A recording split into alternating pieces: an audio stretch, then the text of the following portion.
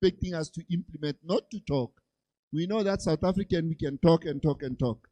But what is important is for us to be action orientated. So all those who are going to present, please let us be spot on, business like, and make sure that we keep the concentration of people. I don't like this thing that people must be going outside. The moment you see chairs becoming empty, you must know that people are not listening to you. Thank you very much. Can you receive this thing with a very big round of applause to show that you support me? I'm supported. Thank you very much. You may start with the...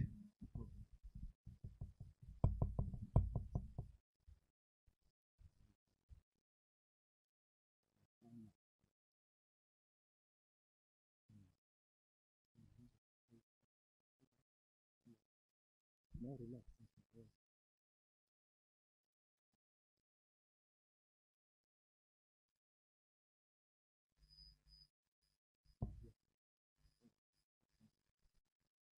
Thank you very much. Thank you, Ntate Bohatsu, for navigating the first program so well. We are now going to our second session for the day. As you know, today it's a must with a number of panel discussions. And we therefore want to make sure we utilize every moment so that we don't lose any moment in terms of what we are going to do. So what we're going to do in this session, as we have done yesterday, although today it will be a little bit different, we're going to give just an overview of the Mega Hub. And my expectation is that colleagues who will be in the panel for the next session after this one should listen very attentively, because their panel discussion will be based on the faunal biodiversity Mega Hub for the Northwest Province. So when you reflect, the reflections will be based on this initiative. However, for this session, we're going to have a few interventions by colleagues, both from government side as well as the industry, and then we wrap it up before we break for lunch and then continue for the next session, which is a panel discussion.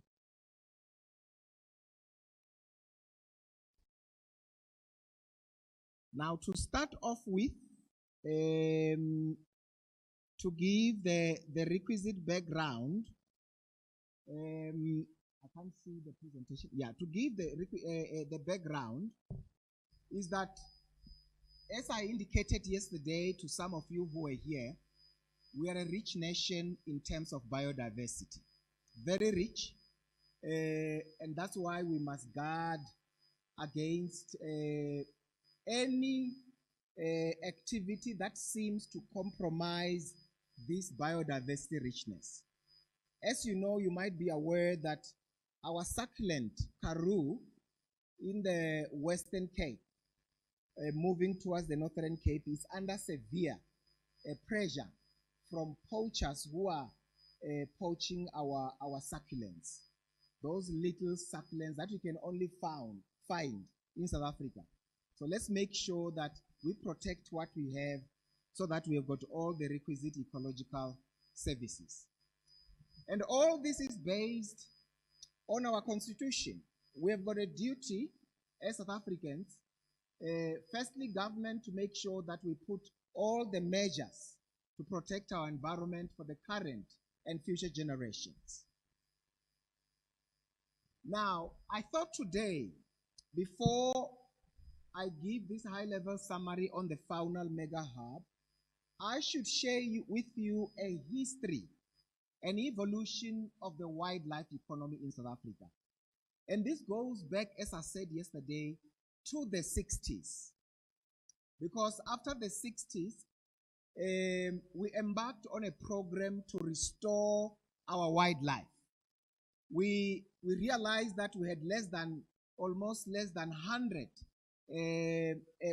rhinos, because there was this rampant poaching, and we embarked on a program to restore the black rhinos, and we worked so hard with the industry, with people who volunteered their lives to make sure we restore and recover. Similarly with the Bontebok in the Western Cape.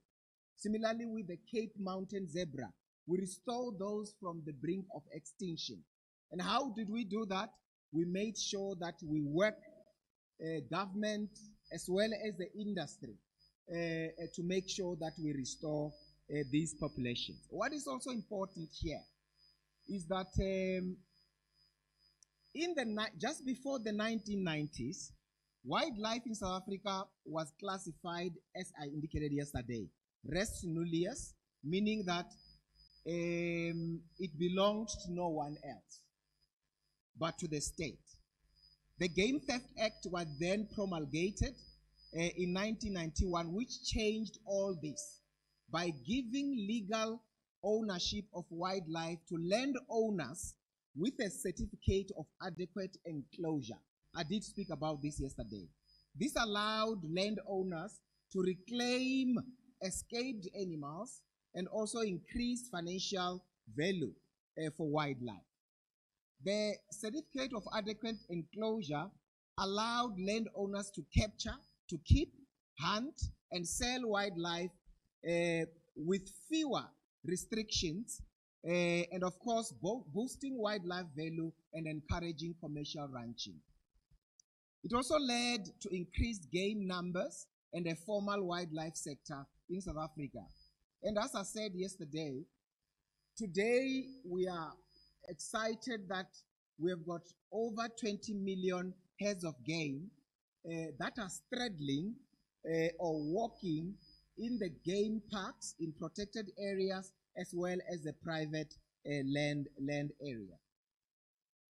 And then, as I said yesterday, we've got over 13,500 game ranches in South Africa, and out of this, there is a whole lot of activities that the private sector does. And of course, working with the private sector, they believe that government has not done enough to make sure that we create such conducive legislative and regulatory environment. And this is the space that we will keep on improving. Now, where am I going with this? There is something called Gini coefficiency. Gini coefficiency. Now, the Global Wealth Report 2024 released by the Swiss Bank highlighted where wealth inequalities have grown in the furthest. South Africa came top of that list, scoring 82 out of 100 on the inequality index, where 0 indicates totality or total inequality and 100 indicates absolute inequality.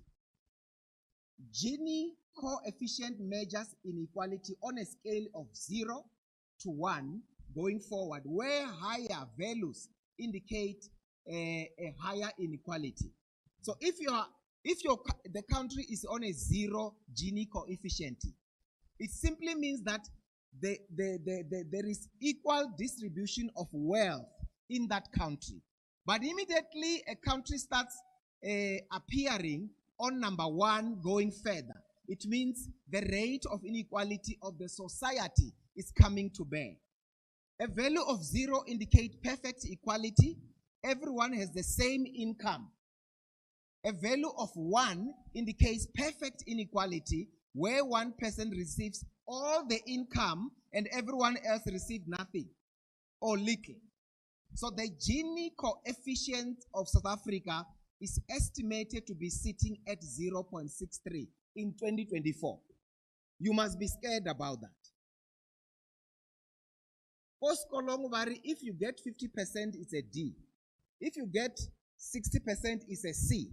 If you get 75%, it's an A or whatever going to 80%.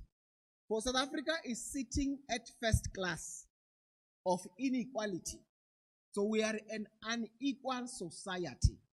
When you heard the first, second, fourth, fifth, sixth administration talking about tackling issues of poverty, inequality, and unemployment, this is what it meant. Simply meant this. So I need you to really look at that. I'm going to play a 2-minute video clip here to give a context to the faunal biodiversity for Northwest and for the rest of South Africa, so that when we go to that slide, you understand why the 7th administration is alive and make sure that we really embark on this program. I hope technocrats will assist me with the volume. Can we give the volume? The volume. We need the volume for this, which is playing.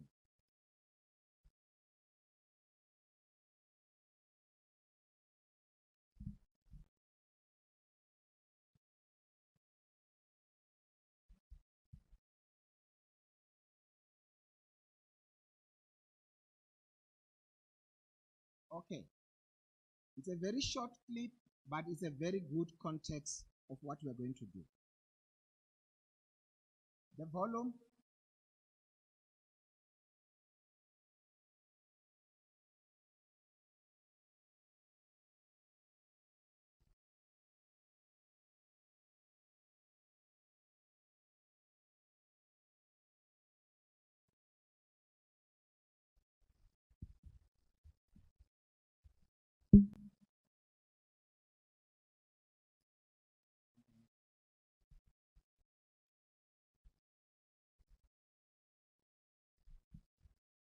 Thank you. You will understand with this 2-minute thing why government is embarking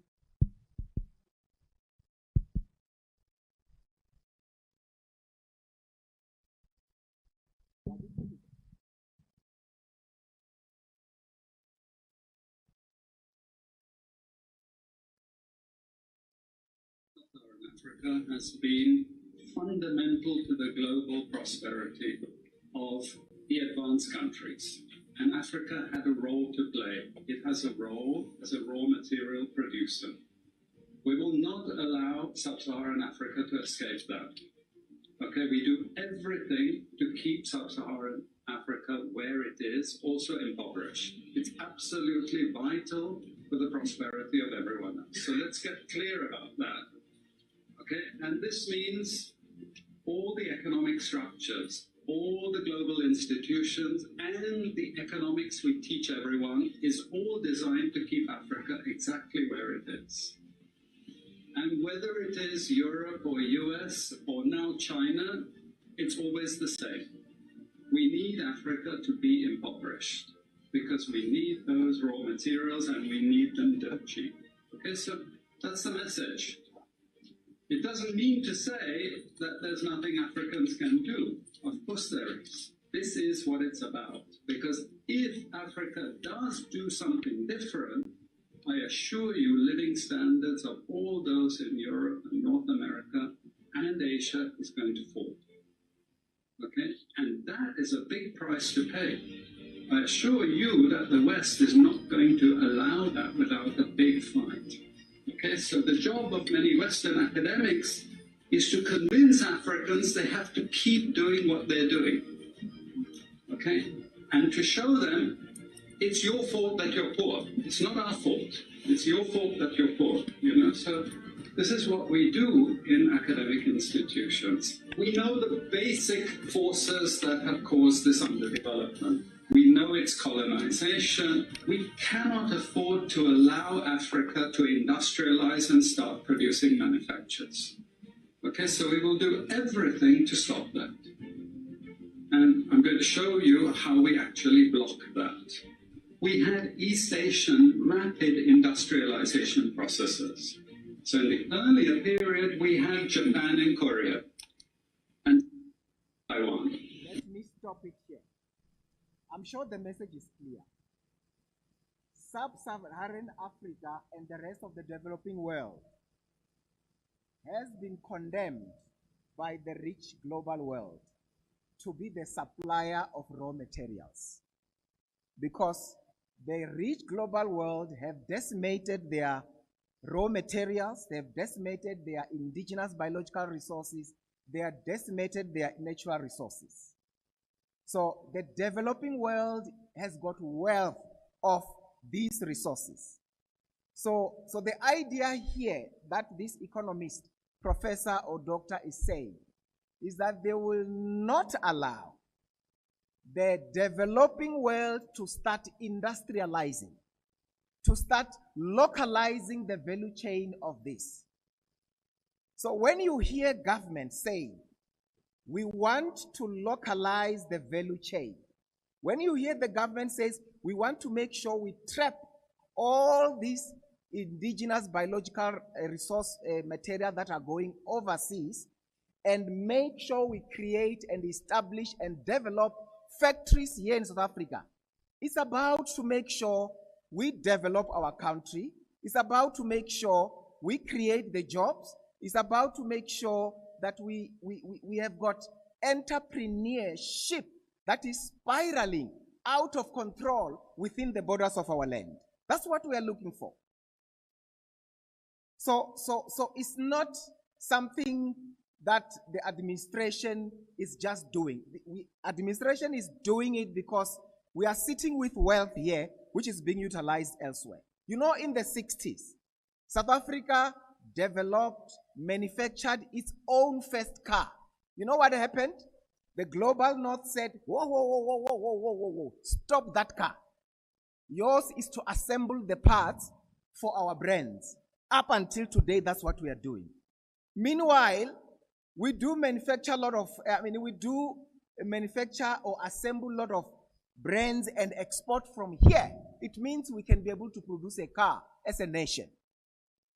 So all I'm saying, in the biodiversity sector, when you hear about biodiversity economy mega hub, it is about localizing the value chain of our indigenous biological resources.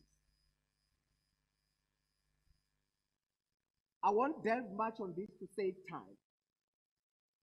The basis on which we do this is our constitution, is the white paper policy which I outlined yesterday, but also it's about the National Biodiversity Economy Strategy, which talks to ecotourism, which talks to consumption of wildlife, which talks about consumption of marine, which talks about beneficiating our plants through a bioprospecting.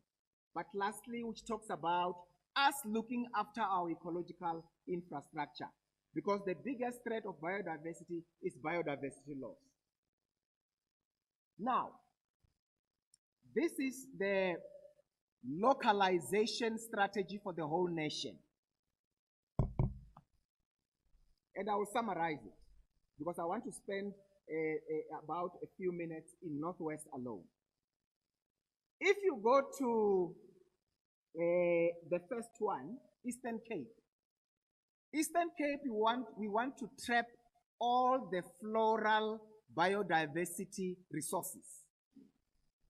There is faunal, which means the animal ones. We are trapping them in Northwest, but in the Eastern Cape, we are trapping the floral, which means we need mega factories that will produce medicinal and nutraceutical as well as cosmetic products in the Eastern, including vaccine. We suffered during COVID because we were to rely on other folks who are producing medicines that are born out of resources that are coming from this country.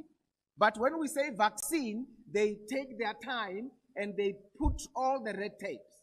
So we want as a country to produce our own medicines, our own nutraceutical products, our own cosmetic products. That is in the Eastern Cape. When we go to KZN, in KZN, as I said yesterday, South Africa has got over 200,000 traditional health practitioners who are supporting 27.7 million South Africans when they've got ailments, when they've got disease, and all the attacks spiritually and otherwise. 27.7. I don't know in terms of calculation, it's almost half the population of the Republic. We depend on the work done by our traditional health practitioners, over 200,000 of them. So in KZN, we want to make KZN as an example of, as a launching pad to make sure that we make traditional medicine available across the board, tested and tried so that there is efficacy, there are no toxins, so that people then don't get sick. So that every street and town in South Africa has got a dedicated town for traditional medicine, so that they can thrive as a business. Now, when we go to Limpopo, as I said, every year we go to the hunting shows in America. We said we are going to establish our own international hunting convention center in South Africa. And we will do it in a province with the largest quantity of wildlife, and that will be Limpopo. So that convention center will be in Limpopo. The same way we have done with the tourism indaba in Durban, where we subsidize airlines to bring buyers to South Africa, we are going to do the same. We are going to subsidize the buyers from all over the world to come to Africa, to come to South Africa and do it in Limpopo. Now, when you go to the next one, which is in Mpumalanga, it's about ecotourism. When you go to Western Cape, it's about the Center for Indigenous Knowledge System. When you go to Free State, it's about the mass cultivation of these indigenous resources. Because we're not going to depend on the wild for us to be able to meet the demand of the future when we've got factories that are producing these things. We will need to mass cultivate these indigenous resources, medicinal plants, your alu, maloti, which is prevalent here in Northwest, your cancer bush, which is prevalent here, your devil's claw, which is prevalent here in Northwest, and many, many other plethora of species. We're going to do that. And then when you go to Gauteng, as the presenters were doing it yesterday, they did indicate that the biggest market of South Africa for any product is Gauteng. While Northwest will be focused on the faunal, in other words, on making sure that you optimize on the value of an animal, a wild animal. That means Northwest is going to have to produce a lot of game meat. Game meat must come from this province, en masse. So I therefore call upon farmers, game ranchers, to expand your establishment, because this province will be focusing on supplying South Africa in terms of game meat. So where is the market? The market is Gauteng. Northwest will be the one which is producing byproducts that are coming from leather across the board of these animals. If I was to ask any farmer here, they will tell you, after we do culling, after we do hunting, we do have leather, a lot of leather, and we don't know what to do with it because we can't keep on treating them with salt all the time. So Northwest will be that province that will be doing exactly that, to create mega factories, to also have many value chains of schools that are training people on how to do skin tannery in this province. And lastly, the Northern Cape. We want to make sure that Northern Cape become the mega hub for research and development, working with Solplaatje University, the National Research Foundation, South African National Botanical Institute, and many, many other research institutions such as CSIR, and many, many others. Now, the question is, if indeed we're going to make the faunal biodiversity mega hub in Northwest see the light of the day. What are these things that we must be wary of? One, there are barriers to entry. Barrier number one is access to land. That's why I'm happy with Bokatu and the team here, because we need every piece of land to make sure that those who were previously excluded in this industry, they can enter it with their shoulders high. One. Two is the capital. That is finance. Three, legislative framework. So which means we as government have got a duty and responsibility to create conducive environment for the industry to thrive. Four, lack of economies of scale. Always the demand must not outstrip the supply. And then lack of accurate information. That means we need to do awareness programs throughout the country.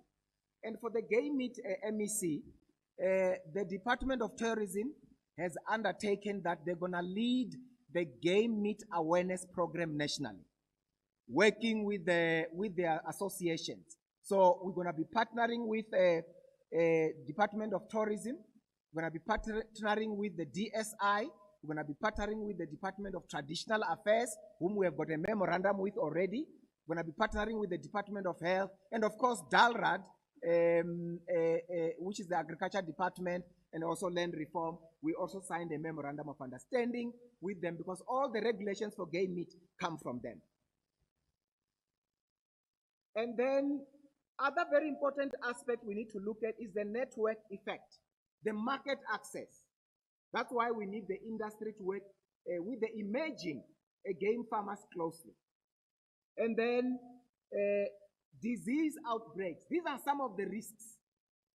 This issue of some of our South Africans going to buy buffaloes near the red line area, and you walk freely with them in a trailer to Northwest, to Free State and elsewhere, must come to an end. Because you are exporting all this disease from red line areas to an area which never experienced that.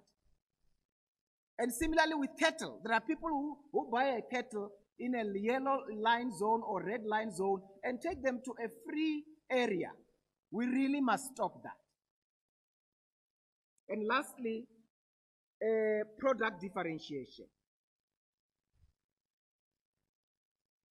I thought MEC, because I've spoken a lot about this presentation yesterday, I'm going to only focus on one area and just give you some snippets of what that product would mean for the Northwest Province. We want to transform the game meat industry so that we lay the foundation for an inclusive economy. We want to formalize the game meat industry so that we can increase food safety, but also food security. That's what we want to do. In case people don't know, we are producing 59 million kg of game meat every year, which is 59,000 tons. That's what we are producing. But you know what? You will hardly find game meat in a U-Safe shop. You will hardly find game meat in a spaza shop because it is sitting either in Woolies or in some of the selected few retail shops. We want to make game meat accessible to ordinary South Africans. So I shouldn't have to develop some itchy tendencies to want to poach an animal. I must enjoy game meat because I can buy it from anywhere. And that's the whole program. As we can see here, for us to do that, we need 1 million hectares of community-owned land entering the game meat production industry. So we call upon our Mahoshia Runa. If there are people, entrepreneurs, who want to enter this space, give them land. We also want to call Land Affairs or our commission to make sure that if there are land parcels or agriculture department, if there are land parcels and there are entrepreneurs who are itching to enter the space, give them space to do that. And as government, we have decided that when an emerging game farmer comes on board, one, we are going to train them. Two, and resources permitting, underline that because chelete aiyo. Two, we're going to fence the land that you say you want game meat to happen here. Three, we're going to make sure that you have got a requisite infrastructure and facility for you to take off, like a turnkey project. That's our ambition. And that's what we have been doing for the last while. But because we've got challenges with resources these days, and I'm sure one day government will still revive all this revenue collection, and then we keep on supporting the emerging team. But number three, I think MEC spoke about it in the morning. We donate game. Sandparks is here. They're going to share with us their program. We take government animals and hand over to a community for free. And we loan game to an entrepreneur where we give you a head of family, and you take all the offsprings and you can hand over the rest back to us. But we'll hear it about from Madam Nchanga. As I conclude, if South Africa can invest a total of 880 million, this is what we're gonna get. We are going to raise 3.1 billion per annum just from game meat. And I'm not talking about the other value chain. 3.1 billion per annum just from game meat. Remember, at the moment, game meat is a byproduct of local and international hunting. It's not a formalized. The formal game meat is about only 10%. The rest is informal. That's why you don't know where this 56,000 kg is going. But people are using it. But when it is formalized, it will be available everywhere. Three, if we invest this money, we are going to add another 100,000 jobs. Because at the moment, there is 104,000 people employed in the game meat industry. At the moment. So we're going to add another 100,000 by 2030. Four, we will then take the 59,000 to 100,000 tons of game meat by 2030, which means we are going to produce 100 million kg of game meat. And automatically that deals with food security issues. And lastly, we are going to increase the resolve for South Africa to transform the industry. It just cannot be that for many years, majority of population of this country only account for 3.5% in the wildlife. It can't be. As I said yesterday, the good thing is that those who have led us, those who are established, are willing to mentor the emerging ones, and that is what we need as South Africans. The last slide is the low-hanging fruits. As you can see, those low-hanging fruits. That is the biltong. One, low-hanging fruit number one is the establishment of a game meat desk. And by the way, MEC, we are in the process, we have already written letters to the various departments to establish a game meat desk comprised of national departments and provincial management authorities, so that they sit in that collective. And then there are so many low-hanging fruits. Number two, develop rural throughput. And this is something happening in the village. Number three, add a meat safety model to training of professional hunters. So all the professional hunters, we need to add a meat safety, because we don't want to fight with our Department of Agriculture, our vets. 4, audit all butcheries to decrease the amount of informal meat processed. There are people, when they shoot animals, they shoot it in the tummy. Meanwhile, when you are a professional hunter, you have to shoot it in an area where that one shot, it's a fall. But when you shoot here, you unleash bacteria, because animals have got bacteria like any other thing. So I'm just saying to you, all this is to summarize the fact that there are things, MEC, we can do now. There are things that we can do in the medium, and there are things that we can do in the long term. On that note, that is a short summary of the foundation that will assist the speakers after this session to reflect on what the faunal biodiversity economy will mean for Northwest. What each role of the industry, what each role of the communities, Mishate and everybody, how are they going to play to do that?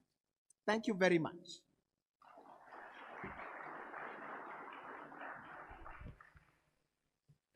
I have been humbly requested by our Land Claims Commission colleagues, because they've got other engagements, to take them as the next presenter, so that we address all the 40 CPAs that are here and also all of us that are here. Can we put our hands together as we welcome the Land Claims Commission? Are you ready? Land Claims Commission.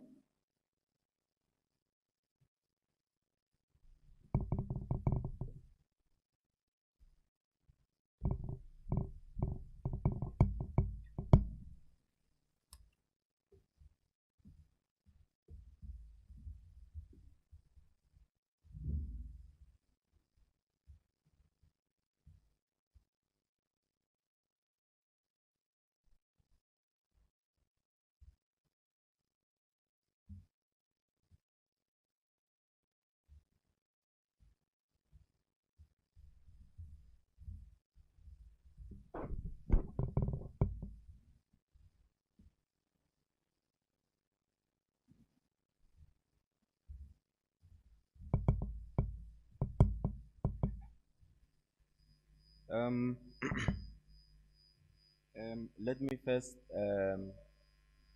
take this time to greet our Honorable Premier, Honorable MECs, Khosinyala Lapilan, councillors, and colleagues. I think it's still good morning. I've been requested by Re Lengane Bokatu, who's the head of the office, to make this presentation on his behalf. Those who don't know him in his other life, he's called Comrade Sien Lengane Johannes Bokatu. I will be short, Chair, because we've been made aware that if you take too long, people tend to lose concentration. And so I will try to be as precise as possible on my presentation. The outline of the presentation, it's a simple one. It's 8 points. We'll quickly talk to the mandate of the Commission. The overview of claims lodged in the Northwest Province, where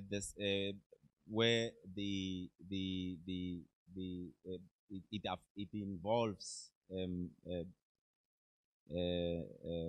conservation, summary of claims lodged, on conservation land, the cabinet memo, which I'm not gonna go too much into, the memorandum of understanding, settlement agreements and co-management agreements that have already been signed before. And I'm happy, MEC, that you want this to be done as soon as yesterday, because of it actually will overact the work that we are intending to do as the departments. Then we will talk to the overview of hectares and grants that are outstanding to be transferred within the parks. Claims with conservation outside the parks, I'm not going to go too much into it, just to highlight, because of they are part of those that are affected by the program that we have embarked on today.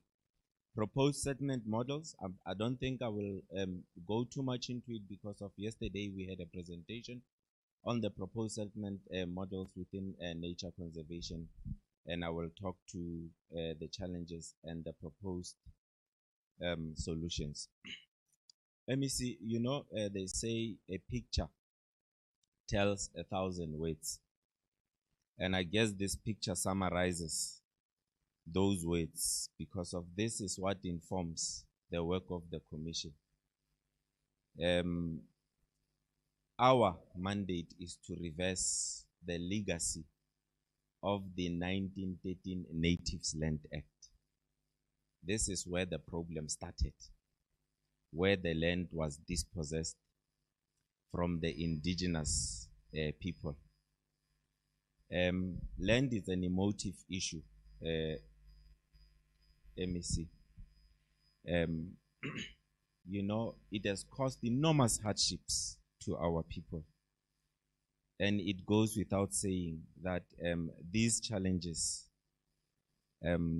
based on the presentations that we made yesterday, are multi-institutional, multidisciplinary, and I think to a certain extent, multifaceted. And you see this picture, it reflects the current situation of where we are as a country. And I believe it is our collective responsibility to make sure that we transform these enormities into optimistic, future oriented settlements that are prosperous and are sustainable. So the mandate of the commission, MEC, it's a simple one. It stems from section 25(7) of the Constitution. It says we are here to assist those persons or communities who were dispossessed of property after 1913-19 June as a result of the past racially discriminatory laws. And so the picture that I actually put there, this act addresses that picture. And so in 1994, there was an enactment of the Land Restitution Act. In terms of Section 4, where our mandate comes is it establishes the Commission on Restitution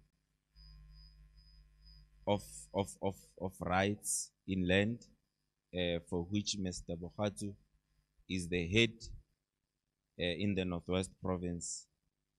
The Commission is only tasked to deal with claims administratively, where we are agreeing with those that are affected. But should we disagree, Section 22 establishes the Land Restitution Act, that if you fail to reach an agreement as parties, please refer the matter to the Land Claims Court for adjudication. And that's what we do in cases that we don't reach settlements. Therefore, our mandate is very simple. It is just to receive the claims which were lodged before the 31st of December 1998. We investigate the claims in terms of the Act and we settle them. That's it. Anything after settlement is the mandate of our sister departments to assist us with post-settlement. And so this is a simple land restitution process. It begins with the lodgement. We are talking claims that were lodged prior to the 31st of December 1998. Upon receiving these claims, we do what we call an investigation to establish whether the claim meets the requirements. We either accept or we dismiss. If we dismiss, we refer it in terms of Section 14 to the Land Claims Court for further adjudication.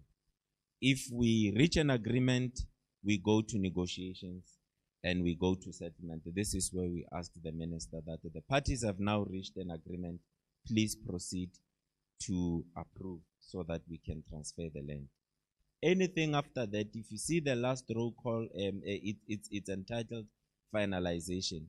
That's where we need, as the commission, various departments, the Northwest Parks Board, DEDECT, Provincial Agriculture, to come on board and assist us so that the land that we transfer, it does not lose its integrity. It must continue to produce the same way it did before it was transferred to these communities. I think that is a big indictment on the part of us sitting here to make sure that the land that we transfer remains sustainable. I'm not going to go too much into the entitlement to restitution because I want to go to the work that we have done. I will just summarize the work that we've done as the commission in Northwest. We received in total 2,511 claims. To date, we have settled and finalized 1,948, and we've got just about 563 claims outstanding for us to finalize. And we have projected that we will complete all claims. These are the old order claims because we've got just about 11 new order claims that are sitting in our shelves. But those we are prevented by the court to proceed to deal with them until we are advised otherwise. But with the old ones, 2028, 2029 financial years are the years that we believe we'll be able to settle.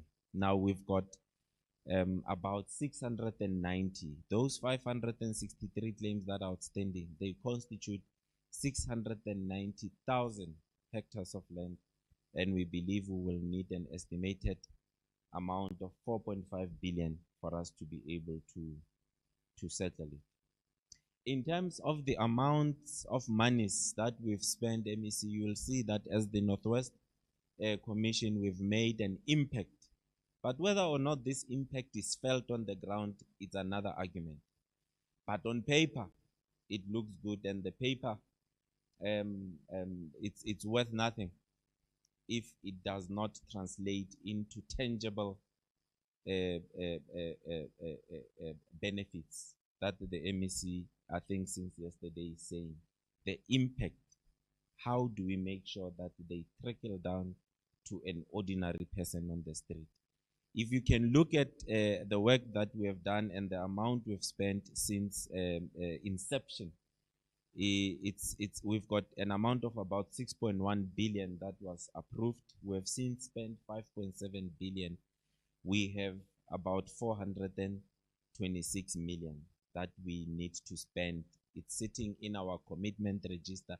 It must go to the communities. But what is worrisome is the 366 million MEC that you are seeing there.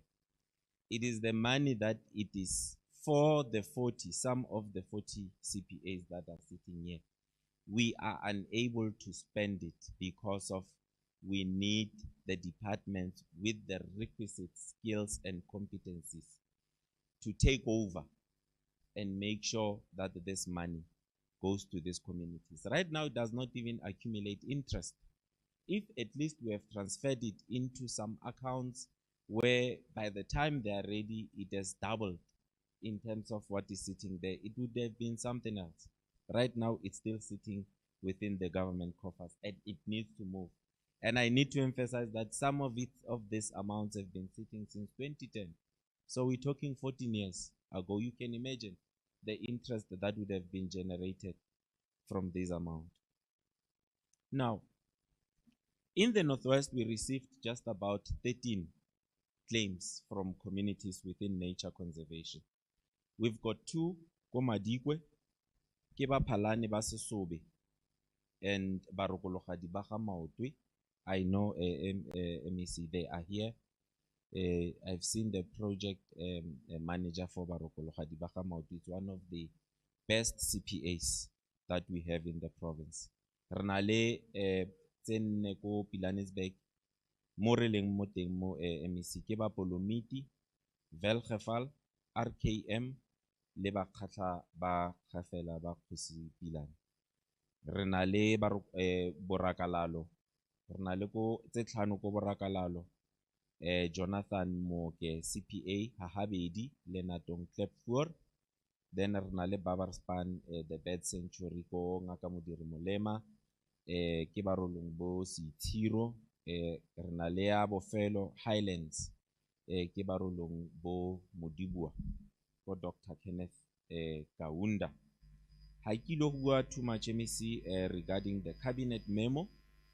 This was done there was a cabinet memo 5 in 2002, and I think it's got some significance because of when cabinet approved this memo, there were fundamental principles that the memo was referring to, that there has to be transfer of land. It has to happen because of, at the time in 2002, there were arguments that any land within nature conservation cannot be transferred to communities. But now the cabinet memo emphasized it and said there has to be transfer, but without physical occupation. There must be sustainable partnerships between claimants and the management authority. Sustainable. And this one, it's very important, and the MEC has kept on repeating it over and over again. There has to be economic benefits that are realized by these communities. So the cabinet memo encompasses the sentiments of the MEC. And then following the cabinet memo, there were two ministers, the then Minister of Land Affairs and the Environmental Affairs and Tourism. On the 2nd of May, they concluded the Memorandum of Understanding.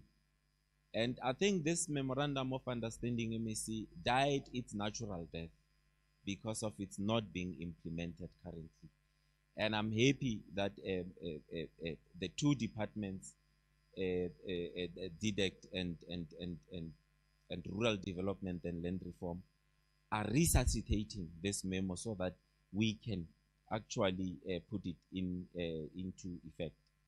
And the Memorandum of Understanding also emphasized those points as they were included in the cabinet memo, that there has to be ownership of title. It must uphold the principle of economic viability. Restoration should be equitable and should not disadvantage claimants by placing them in the worst position than they were before. Which means that if we restore land and nothing happens, in actual fact, the opposite happens.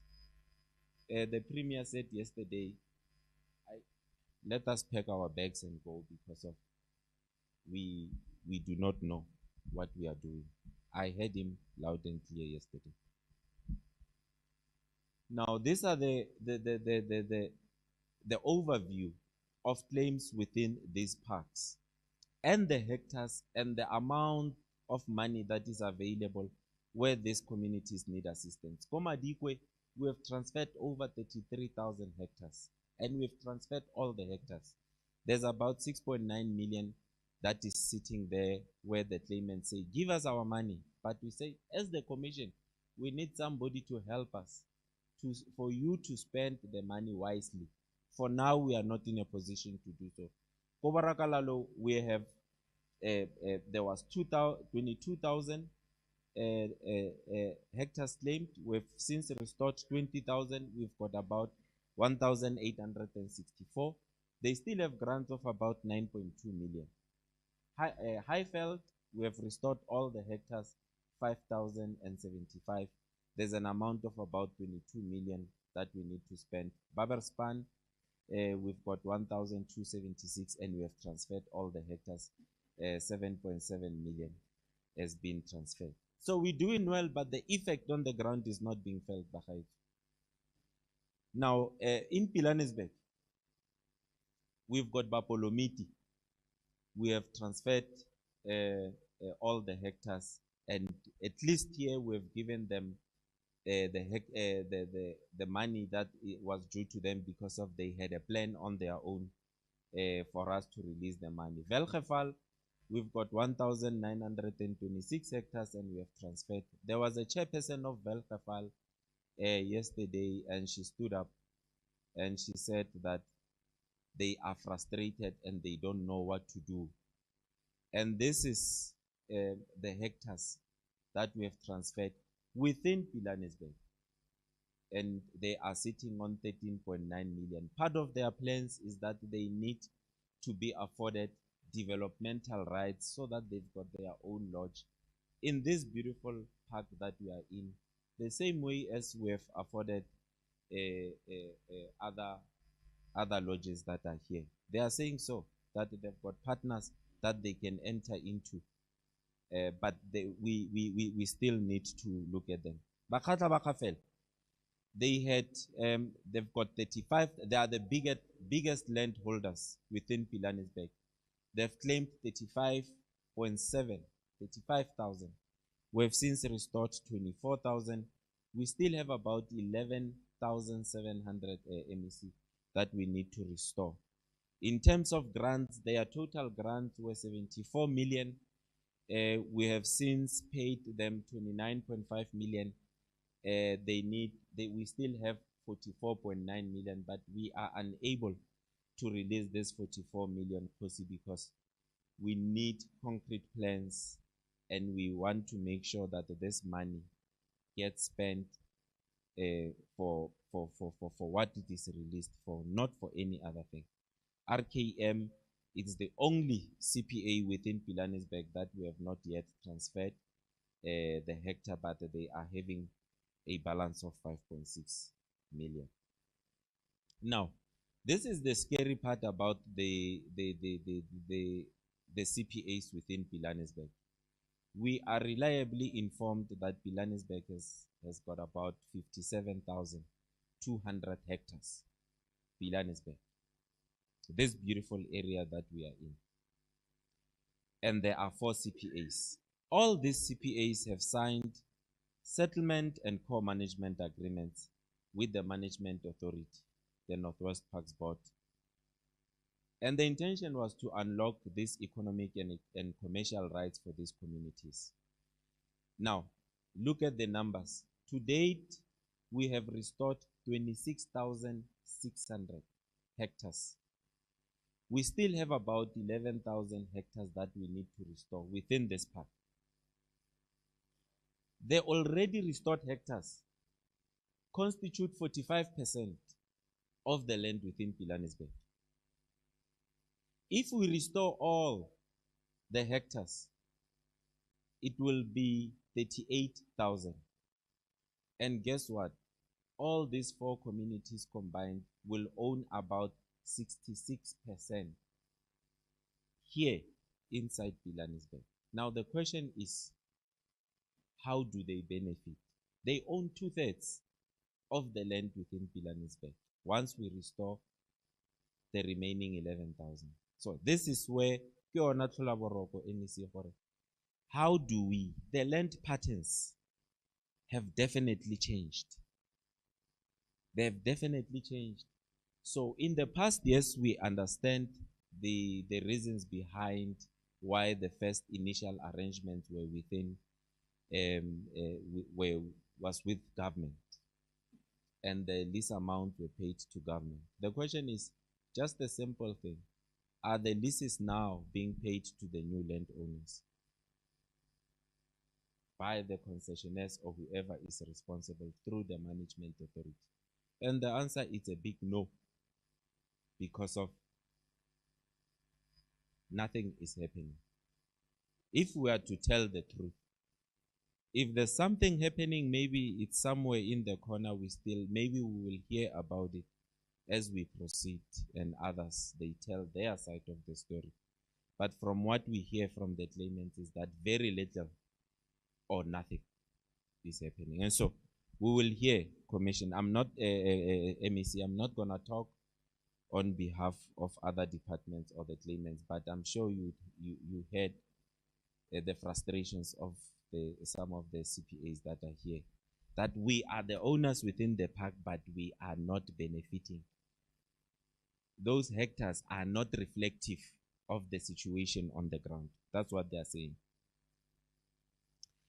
I'm gonna leave it there, MEC. The whole day because of its pain to us, because we are working with these communities on a daily basis. We've got other properties. I'm not gonna go too much into this. We are doing well. This is where the smart city is gonna be. MEC. We have seen another proposal that there's gonna be a racetrack, and the proposal is around Hartbeespoort. That's where we are going with the smart city. We have restored 233 hectares of prime land for Oberon, what we now refer to as Oberon Resort. The value thereof is about 92 million. There are plans, I know, between the two departments that we are going towards the establishment of the smart city. We have spent more than 105 million. We have restored 5,580 hectares. There is a beautiful lodge there. We have paid them more than 23 million. They need assistance, but I know that the Northwest Parks Board is involved in the project, and we hope that we take their hands and we move with them. Bo Milwa of Bloemfontein and Tshwane. We've spent more than 120 million in acquiring this land, and we've released 40 million. Mr. Mike Engelzakis, who presented yesterday, he was a partner. He was holding 20% share in this business, but because of he was tired, and he said he needed to be released as a partner. But it's one of the projects we want assistance because of. If we don't, I know, Mr. Denga, you are part of this project, and it's a good opportunity for biodiversity expansion. There's more than 12,000. Now we are at 12,000 that we have acquired, that we need assistance. Renale Molokwane Selonskral Momo Rustenburg MEC. This one is a painful one because of we bought this land for 57 million. There's a beautiful, very beautiful lodge. It's got, I think, 35 beds, and a history. Yeah, Bakwena bo Modimo Sane, Maka, Matlaku, and Matau. There's a huge heritage site. It has been declared a heritage site by the South African Heritage Resource Agency. And the lodge, currently, it is painful what is happening with the lodge. As government, we spent 57 million. We've had so many beautiful meetings with the former MEC. But now if you go there, MEC, we can't even invite you to this lodge because of the state it's in. So these are some of the projects we need to look at. Bahurutibo, Sibukudibo, Rietfontein, we acquired a beautiful 2,000 hectares. Again, Mr. Denga tried to intervene.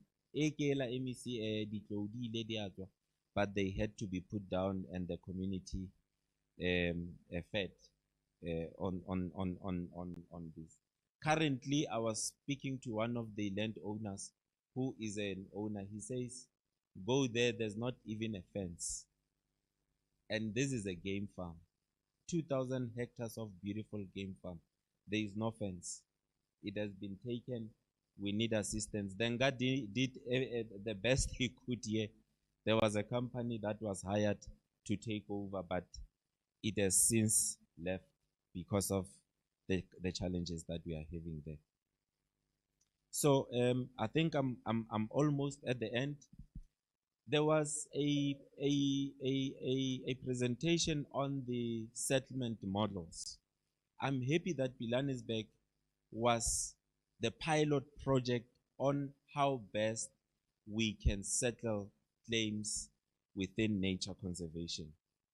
And one of the most preferred models of the four, and there is the four, maybe let me repeat because of, I think we do not understand what core management actually entails, because of the settlement model says, if you go for a core management, you must include revenue sharing, rental income. I've just said that are these CPAs as the new owners receiving rent, capacity building, development rights. Welgeval, they want to develop their own lodge within Pilanesberg. It says they've got a right to do so, of course, following the necessary due processes. Mandatory partner status, equity partnership, access rights, natural resource. So when we now develop through our memorandum of understanding or agreement between the two departments, we must go deeper into what it means to benefit these communities. There's a lease model and the strategic partnership joint venture, but the Tolaboroko is the concession model. Because of this concessioners, there's 99-year leases. They started way back in 1987, around that time. There were agreements of the amount of monies that needed to be paid to government. Where these amounts paid, we do not know. And so, there is a need to review the concessions, MEC, because the new landowners are on board. The land patterns have changed, and therefore there is a need that we review the current concessions so that they have meaning to the communities. And what do they mean? How do we ensure that they benefit through the new arrangements that the MEC says we need to confront this thing head on and say, yes, we are sitting on the leases that bind us, but there are new entrants, there's new landowners. Let us come to the table and let us talk. The status quo has changed. Challenges, quickly, I think these are the last two slides. The challenges that we have summarized them as follows, is the slow pace or lack of implementation of the signed settlement and core management agreements between all the stakeholders. Old and outdated 99-year lease agreements signed between the state and the concessionaires. I think I'll stop at those two. Proposed solutions. We need to immediately conclude the memorandum of understanding between the two departments, MEC. And this will drive the implementation of the core management agreement. We must be intentional. Who does what within this MOU?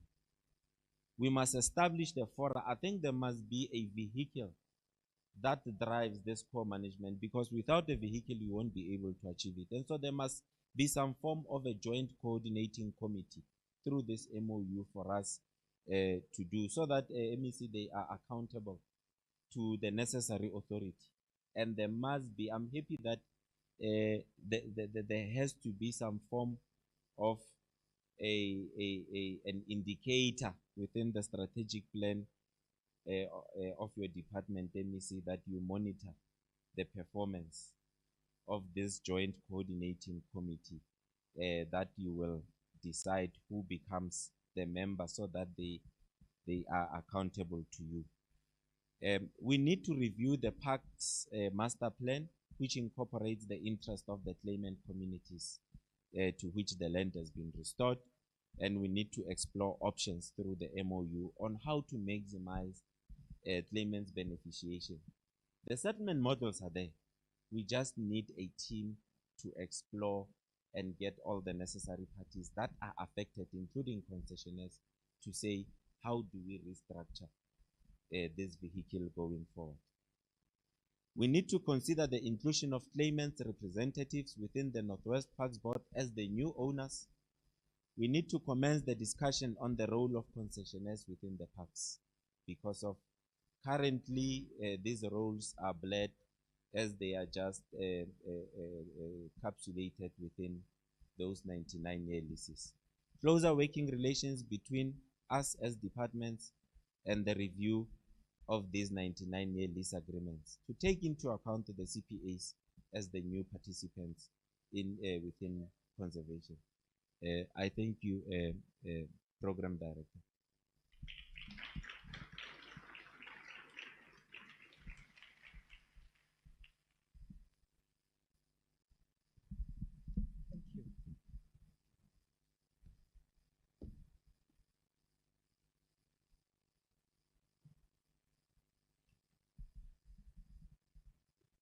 Commission, thank you very much for this presentation. And I'm very sure it really it's poignant to our many CPAs that are here, because I really think every CPA are aspiring that when they take over a land that has been settled to them, either within protected areas or outside protected areas, there must be those tangible benefits that arise. And we also want to see Commission and the MEC and our MEC a situation. I think he gave one example of one CPA that adopted a model which is sustainable and beneficial to the beneficiaries, because there must always be a distinction between the landowner, which is the CPA, and the business, which is a special purpose vehicle to run the business.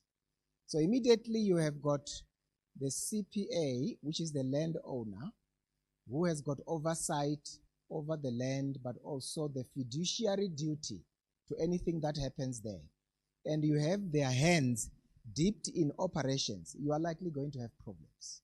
People will start fighting to say, no, and so forth and so forth. So let us find good baseline, good examples and learn from them, so that we don't repeat these many mistakes that were made by many CPAs over the years. And I think on that note, I needed just to be guided, because I just wanted us to take one presentation before we break for lunch. So I wanted to make sure that I don't break the protocol for lunch on the other side. We only have got 2 presentations left.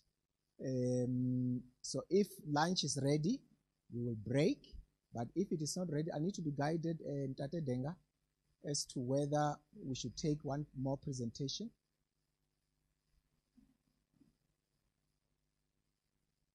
Or we take lunch.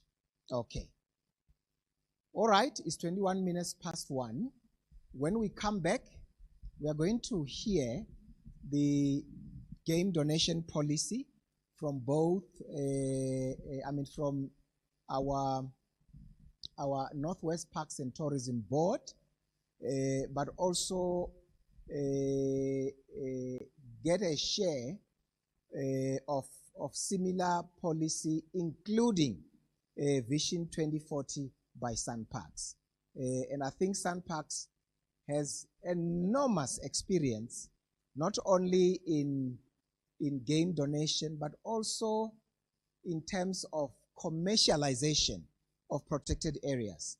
And now they are the ones who will be leading the Mega Living Landscapes program across the country, working with other management authorities. On that note, let me take this opportunity to thank you for listening in this session, and allow you to exit for lunch. We are back here at exactly 2 o'clock. 2 o'clock, we are all seated so that we continue with the program. Thank you very much.